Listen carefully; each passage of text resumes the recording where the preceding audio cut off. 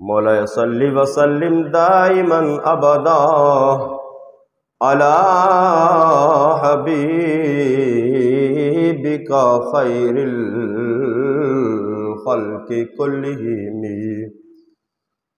محمد سید الکونین والثقلین والفریقین من عرب ومن عجم مولا صلی وسلم دائما ابدا علی حبیبک خیر الخلق کلہم۔ اللہ رب العالمین احکم الحاکمین کی حمد و ثنا اور ان گنت اور بے شمار مرتبہ درود و سلام آقا انعامدار حضور مدنی تاجدار شفیع روز شمار احمد مختار حبیب پروردگار جناب محمد مصطفیٰ احمد مجتبیٰ صلی اللہ تعالی علیہ وآلہ وسلم کی ذات بابرکات پر محبت کے ساتھ، عقیدت کے ساتھ، ادب و احترام، عاجزی انکساری کے ساتھ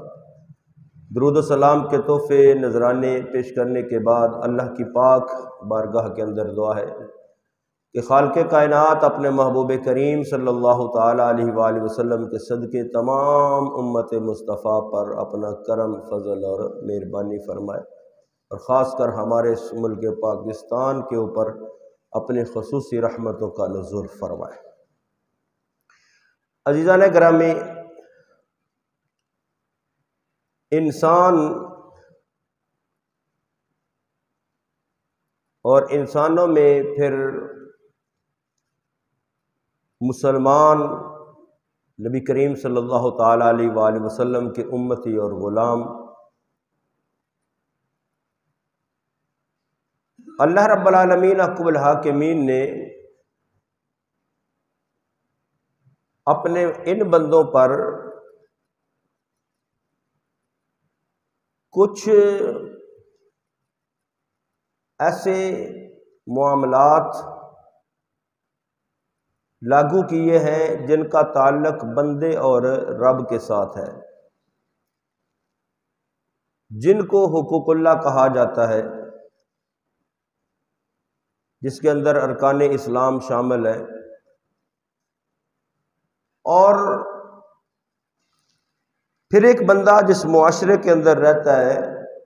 جس محلے کے اندر رہتا ہے، جس گلی کے اندر رہتا ہے، جن بہن بھائیوں کے درمیان رہتا ہے، جن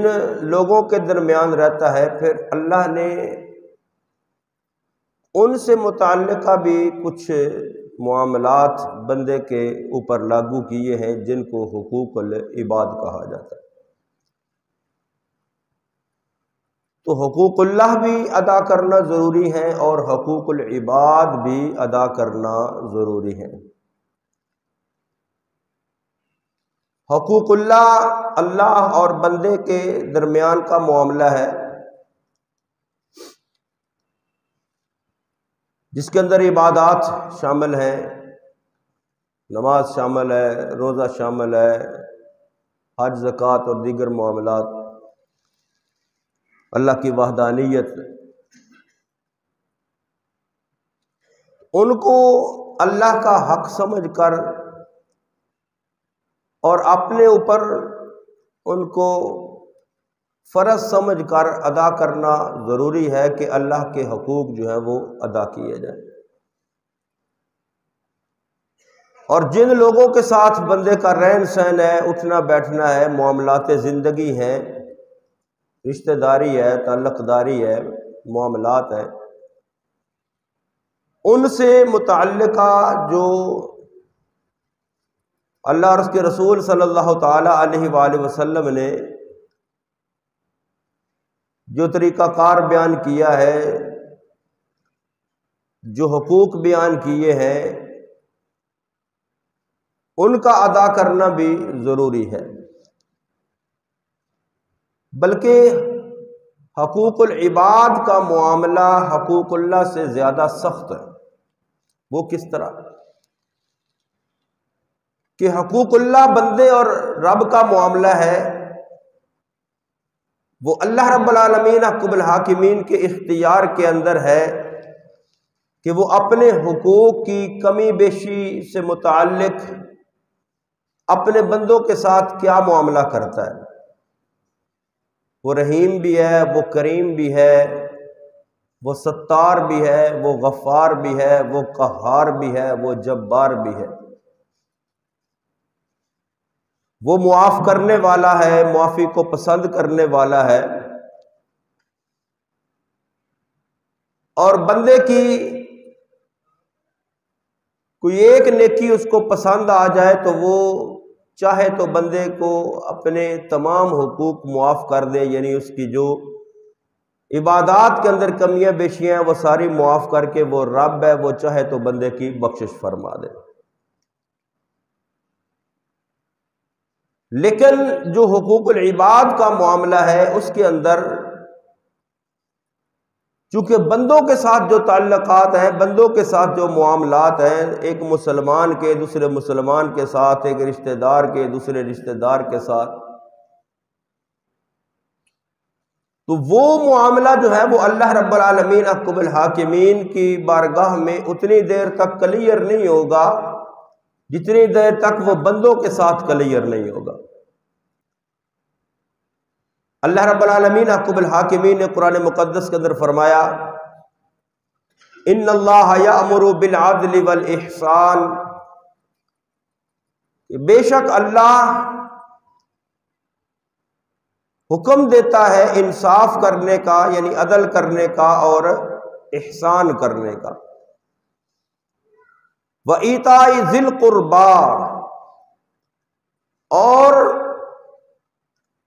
جو قرابت دار ہیں، جو قریبی ہیں، جن کے ساتھ بندے کے معاملات ہیں، وہ رشتہ دار ہوں یا پڑوسی ہوں یا مسلمان بھائی ہوں، ان کے حقوق کو ادا کرنے کا اللہ حکم عطا فرماتا ہے۔ تو پھر حقوق العباد کے اندر پھر آگے اہمیت کے اعتبار سے، اولیت کے اعتبار سے بندے کے جو بندوں پر حقوق ہیں، بحیثیت مسلمان ایک مسلمان پر حقوق ہیں، بحیثیت اولاد والدین کے حقوق ہیں، بحیثیت والدین اولاد کے حقوق ہیں، بحیثیت رشتہ دار رشتہ داروں کے بہن بھائیوں کے حقوق ہیں۔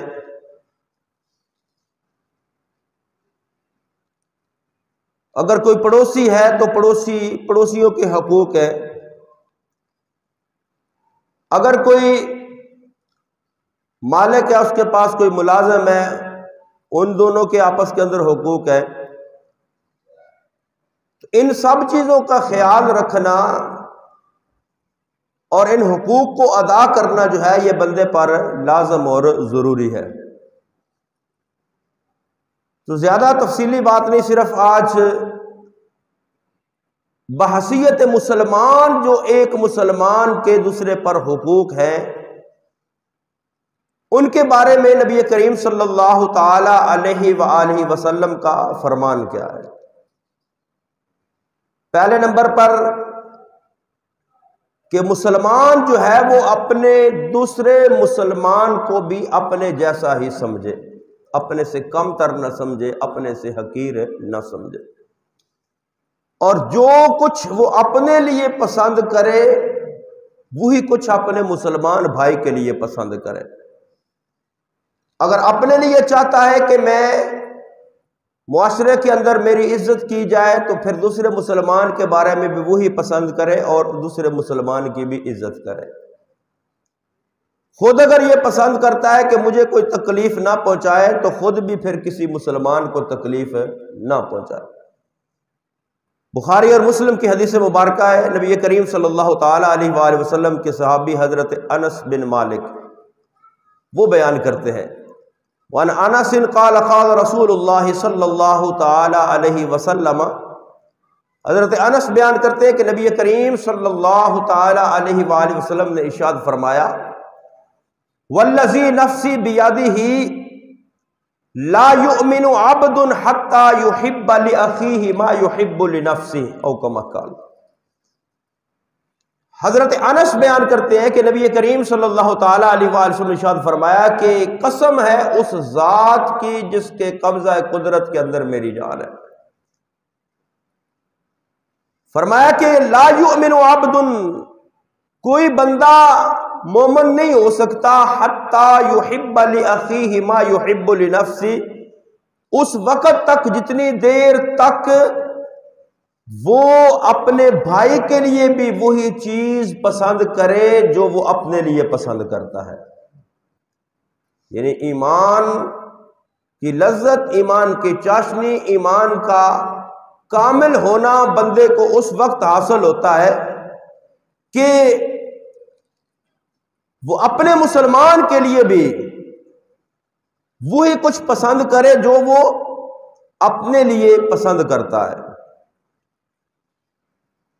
تو یہ ایک مسلمان کا دوسرے مسلمان پر حق ہے۔ اور پھر آگے نبی کریم صلی اللہ تعالی علیہ وآلہ وسلم کا دوسرا فرمان کہ مسلمان کو ایک دوسرے مسلمان کے ساتھ مہربانی، محبت اور شفقت رکھنی چاہیے۔ پہلے نمبر پر یہ ہے کہ مسلمان اپنے مسلمان بھائی کے ساتھ ایسا ہی معاملہ کرے کہ جیسا وہ خود چاہتا ہے اس کے ساتھ معاملہ ہو، جو اپنے لیے پسند کرے وہی دوسرے مسلمان کے لیے پسند کرے۔ اور دوسرے نمبر پر جو ہے وہ نبی کریم صلی اللہ تعالیٰ علیہ وآلہ وسلم نے ارشاد فرمایا کہ مسلمان آپس کے اندر مہربانی اور شفقت اور محبت کے ساتھ پیش آئیں۔ بخاری شریف کی حدیث مبارکہ حضرت نعمان بن بشیر رضی اللہ تعالی عنہ بیان کرتے ہیں کہ قال رسول اللہ صلی اللہ تعالی علیہ وسلم ترى المؤمنین فی تراحمهم وتوادهم وتعاطفهم كمثل الجسد اذا اشتكى عضوا تداعى له سائر الجسد بالسہر والحمى۔ آقا نے فرمایا کہ مسلمان جو حقیقی معنوں کے اندر مسلمان ہوگا، فرمایا کہ وہ مسلمان پھر دوسرے مسلمان بھائی کے لیے محبت اور شفقت اور ہمدردی اس کے دل کے اندر اتنی ہوگی، اتنی پیدا ہوگی، فرمایا کہ تم دیکھو گے مسلمانوں کو کہ آپس میں محبت، مہربانی اور شفقت کرتے ہوئے ایسے ہوں گے جیسے ایک جسم ہوتا ہے، جیسے ایک جسم ہوتا ہے۔ اور جب کسی ایک عضو کو تکلیف پہنچتی ہے، کسی جسم کے ایک حصے کو تکلیف پہنچتی ہے، تو سارے جسم کے اعضاء بخار اور بے خوابی کی کیفیت جو ہے اس کے اندر مبتلا ہو جاتے ہیں۔ یعنی مسلمانوں کے اندر آپس کے اندر اتنی محبت ہونی چاہیے، اتنی شفقت، اتنی مہربانی ہونی چاہیے، اور وہی حقیقی طور پر مسلمان ہوگا جس کے دل کے اندر ایسی شفقت اور محبت ہوگی کہ وہ دوسرے مسلمان کی تکلیف کو محسوس کرے، دوسرے مسلمان کی تکلیف کو اپنی تکلیف محسوس کرے، دوسرے مسلمان کی پریشانی کو اپنی پریشانی جو ہے وہ سمجھے، اور ایسے سمجھے جس طرح بندے کے اپنے جسم کے اندر کوئی تکلیف پیدا ہو جائے تو پورا جسم تکلیف محسوس کرتا ہے، ایسے ہی اپنے مسلمان بھائی کو اگر کوئی تکلیف پہنچے تو اس کی تکلیف کو بھی وہ اپنی تکلیف سمجھ کر محسوس کرے اور اس کے ساتھ محبت اور مہربانی اور شفقت کے ساتھ پیش آئے۔ یہ دوسرا۔ اور تیسرے نمبر پر یہ ہے کہ مسلمان جو ہے وہ دوسرے مسلمان کے ساتھ تکبر اور غرور کے ساتھ پیش نہ آئے۔ یعنی مسلمان جو ہے وہ نرم دل ہوتا ہے، مسلمان محبت کرنے والا ہوتا ہے، دوسرے مسلمان کی تکلیف کو محسوس کرنے والا ہوتا ہے، اور دوسرے مسلمان کے سامنے وہ تکبر نہ کرے، آکڑ نہ رکھے، یعنی اپنے آپ کو بڑا سمجھے، دوسرے کو کم تر سمجھے، دوسرے کو حقیر سمجھے۔ فرمایا یہ تکبر کی علامت ہوتی ہے، تو یہ تکبر اور غرور جو ہے یہ ایک مسلمان کے دل میں نہیں ہونا چاہیے، اور تکبر اور غرور کے ساتھ دوسرے مسلمان کے ساتھ پیش نہیں آنا چاہیے، بلکہ محبت اور پیار کے ساتھ پیش آنا چاہیے۔ نبی کریم صلی اللہ تعالیٰ علیہ وآلہ وسلم نے ارشاد فرمایا کہ جس کے دل کے اندر تکبر نہیں ہوگا، غرور نہیں ہوگا، دوسرے کو اپنے سے کم تر اور حقیر نہیں سمجھے گا، آقا دو جہاں صلی اللہ تعالیٰ علیہ وآلہ وسلم نے ارشاد فرمایا کہ لا يدخل النار احد في قلبه مثقال حبة من خردل من ایمان،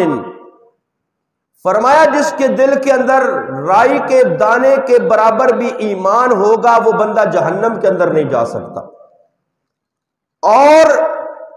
آگے فرمایا نبی کریم صلی اللہ تعالیٰ علیہ وآلہ وسلم نے وَلَا يَدْخُلُ الْجَنَّةَ أَحَدٌ فِي قَلْبِهِ مِثْقَالُ حَبَّةٍ مِّنْ خَرْدَلٍ مِّنْ كِبَرٍ، اور فرمایا وہ بندہ جنت کے اندر داخل نہیں ہو سکتا جس کے دل کے اندر ایک رائی کے دانے کے برابر بھی تکبر ہوگا۔ اس حدیث مبارکہ سے پتہ چلا کہ تکبر اور ایمان یہ دو مخالف چیزیں ہیں۔ اگر ایمان ہے تو پھر دل میں کے اندر تکبر نہیں، غرور نہیں، کیونکہ ایمان پر بندے کے دل کے اندر عاجزی اور انکساری پیدا کرتا ہے۔ تو اگر دل کے اندر تکبر ہے تو پھر ایمان دل کے اندر نہیں ہے، اور جس کے دل کے اندر ایمان ہوگا، رائی کے دانے کے برابر بھی ایمان ہوگا، آقا نے فرمایا وہ جہنم کے اندر نہیں جائے گا، اور جس کے دل کے اندر ایک رائی کے دانے کے برابر بھی تکبر ہوگا، فرمایا وہ جنت کے اندر داخل نہیں ہو سکتا۔ اس لیے مسلمان جو ہے وہ اس کو اپنے آپ کو تکبر اور غرور سے پاک کر کے معاملات جو ہیں وہ دوسرے مسلمانوں کے ساتھ کرنے چاہیے۔ نبی کریم صلی اللہ تعالیٰ علیہ وآلہ وسلم نے فرمایا کہ آقا دو جہاں صلی اللہ تعالیٰ علیہ وآلہ وسلم فرمایا کہ اللہ رب العالمین حکم الحاکمین نے بذریعہ وہی مجھے حکم دیا ہے کہ میں عاجزی اور انکساری اختیار کروں، تاکہ کیونکہ نبی کریم صلی اللہ تعالیٰ علیہ وآلہ وسلم تمام دنیا کے انسانوں کے لیے نمونہ ہے۔ لَقَدْ كَانَ لَكُمْ فِي رَسُولِ اللَّهِ أُسْوَةٌ حَسَنَةٌ، اس لیے فرمایا کہ اللہ نے فرمایا کہ اے محبوب عاجزی اور انکساری جو ہے اس کو اختیار کرو۔ اگر تمہارے دل کے اندر تکبر اور غرور ہوگا تو پھر جو تمہاری تقلید کرنے والے ہوں گے، تمہارے امتی اور غلام ہوں گے، پھر ان کے اندر بھی تکبر ہوگا۔ لہذا عاجزی اور انکساری اختیار کرو تاکہ کوئی شخص بھی جو ہے وہ اس کے دوسرے مسلمانوں کے ساتھ جو ہے وہ متکبروں جیسا سلوک نہ کرے۔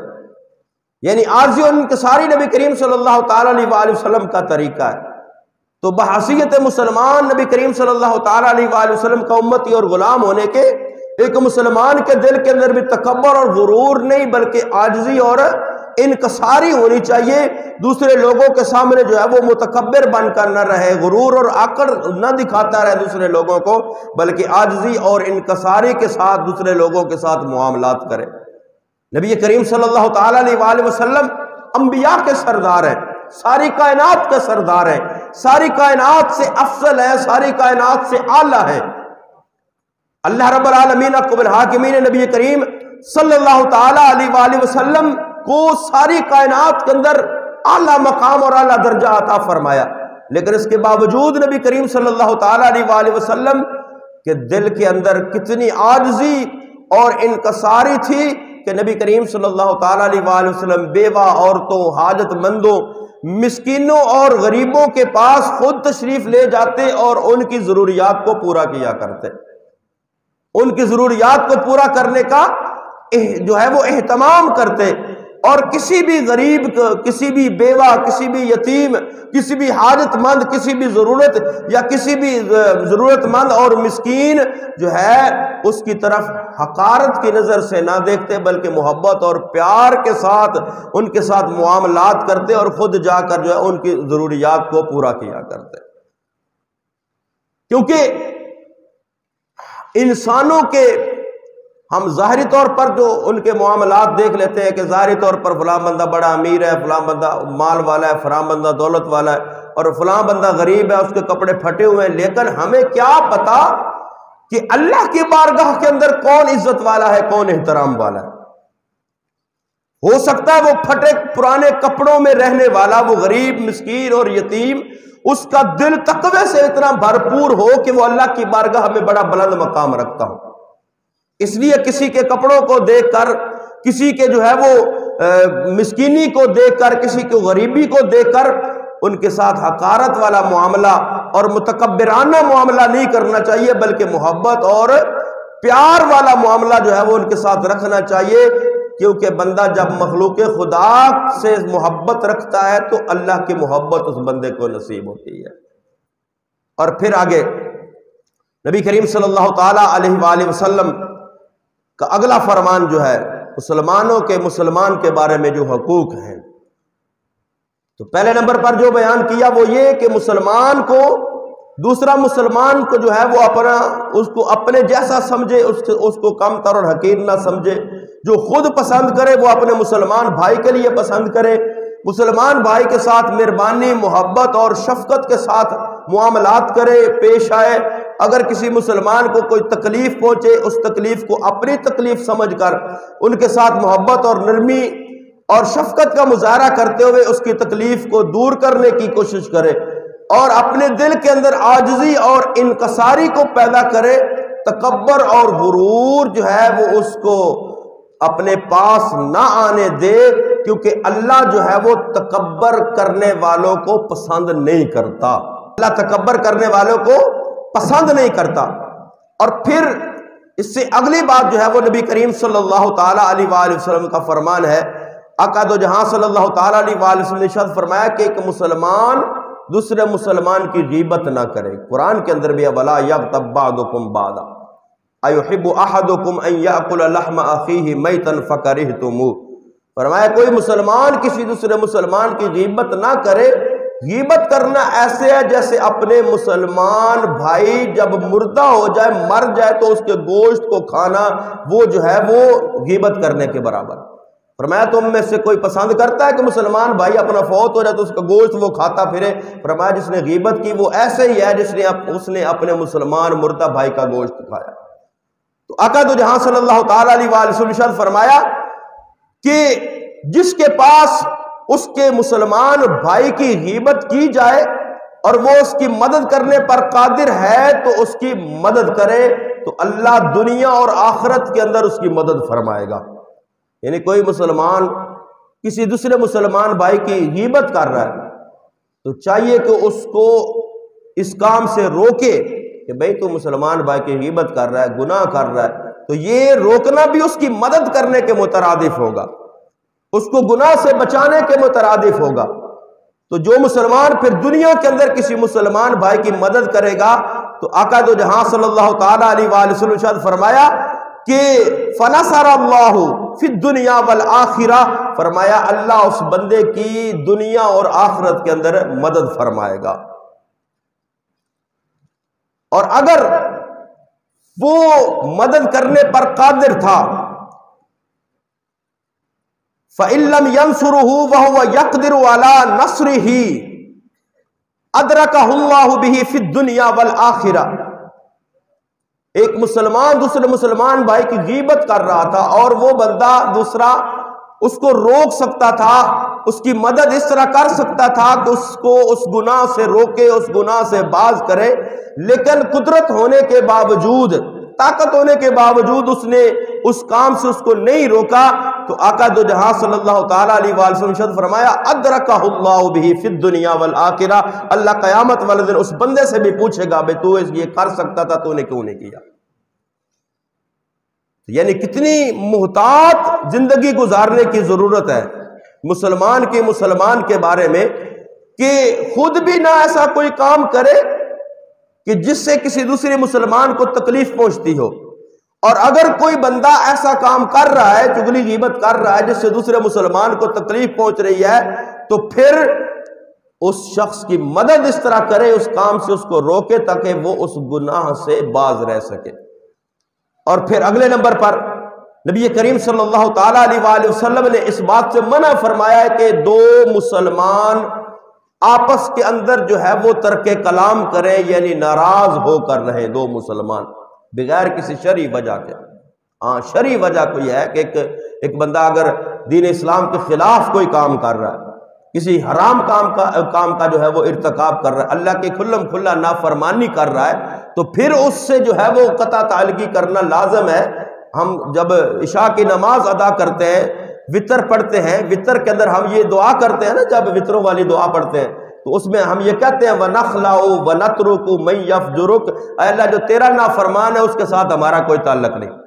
تو اگر کوئی شرعی معاملہ نہیں ہے، دنیاوی کوئی معاملہ ہے، کوئی لین دین کا معاملہ ہے، دنیاوی کوئی دیگر کوئی ایسا معاملہ ہے، تو دنیاوی اعتبار سے ایک مسلمان دوسرے مسلمان سے ترک کلام کرنے کی اس کو اجازت نہیں ہے۔ اگر ایسا معاملہ ہو جائے تو نبی کریم صلی اللہ تعالیٰ علیہ وآلہ وسلم نے ارشاد فرمایا کہ 3 دن سے قبل جو ہے وہ اس کے ساتھ صلح کی طرف لوٹ آئے۔ حضرت ابو ایوب انصاری بخاری شریف کی حدیث مبارکہ ہے، نبی کریم صلی اللہ تعالیٰ علیہ وآلہ وسلم نے ارشاد فرمایا لا یحل للرجل ان یحجر اخاہ فوق 3 لیال، فرمایا ایک مسلمان بھائی کے لیے جائز نہیں ہے کہ وہ اپنے مسلمان بھائی کے ساتھ لگاتار متواتر 3 دن تک جو ہے وہ اس کو چھوڑے رکھے، 3 دن تک اس سے کلام نہ کرے۔ فوق 3 لیال یلتقیان فیعرض ھذا ویعرض ھذا او خیرہ من الذی یبدأ بالسلام، فرمایا کہ اس طرح وہ 3 دن گزارے کہ وہ ایک دوسرے کے ساتھ کلام نہ کرے، وہ آئے تو وہ ادھر منہ پھیر لے، وہ آئے تو وہ ادھر منہ پھیر لے۔ فرمایا ان دونوں میں سے بہتر وہ ہوگا جو سب سے پہلے جو ہے وہ کلام کا آغاز کرے، سب سے پہلے سلام کرے۔ معاملات ہو جاتے ہیں دنیا کے اندر انسان کے ساتھ، کوئی بات کسی کی بری لگ سکتی ہے، کوئی بات کسی کی تلخ لگ سکتی ہے، دل کے اندر معاملات ہو جاتے ہیں، تو پھر بندہ جو ہے ایک دوسرے کے ساتھ ناراضگی اختیار کر لیتا ہے۔ تو نبی کریم صلی اللہ تعالیٰ علیہ وآلہ وسلم نے 3 دن سے زیادہ ترک کلام سے جو ہے وہ ممانعت کی ہے۔